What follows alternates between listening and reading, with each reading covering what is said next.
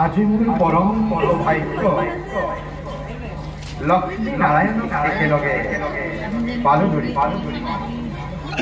এই বিশ্ব এই জগত জননী কৰুণাময় আইল এই নিত্যি নাৰদৰ তথাস্তু ওঠা ব্ৰহ্মাৰ নন্দন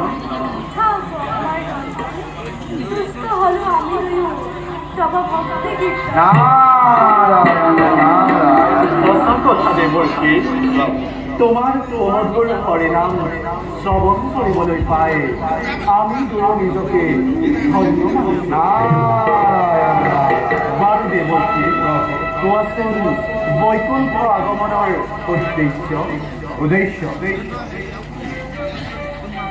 উদ্দেশ্য মাথো এটাই জনা দেৱকী দুয়োৰে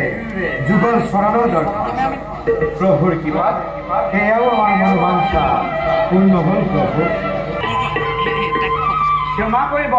এই কিবা কম বুলি ভাবোতে কি ভাই ওলাই থাকিলে নাজানো নহয় পিছে আপুনিও জনা উচিত মহাভক্ত বৈকুণ্ঠ মধ্যপুৰীত নাথাকিব পাৰে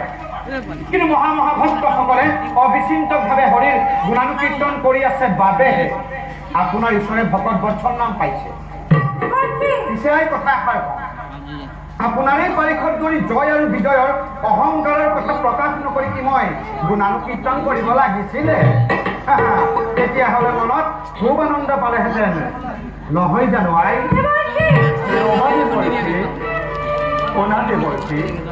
কাৰ প্ৰাপ্ত নহয় মানে দুষ্টৰ একোৱেই নহয় প্ৰভু বৈকুণ্ঠপুৰীতো পৌৰুষ দিশা আছে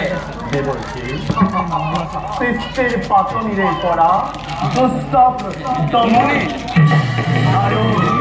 অন্তক পালন কৰি ধৰা ধামত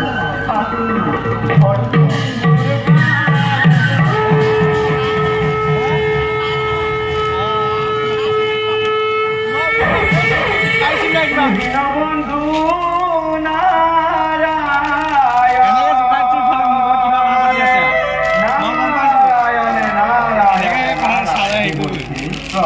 অচিৰেই অত্যাচাৰীসকলৰ পতন ঘটাই ধৰিত্ৰীৰ ভাৰ কৰি কিন্তু দেৱৰ্ষী প্ৰভু এই কাৰ্যত তুমিও মোক সহায় কৰিব লাগিব কাৰণ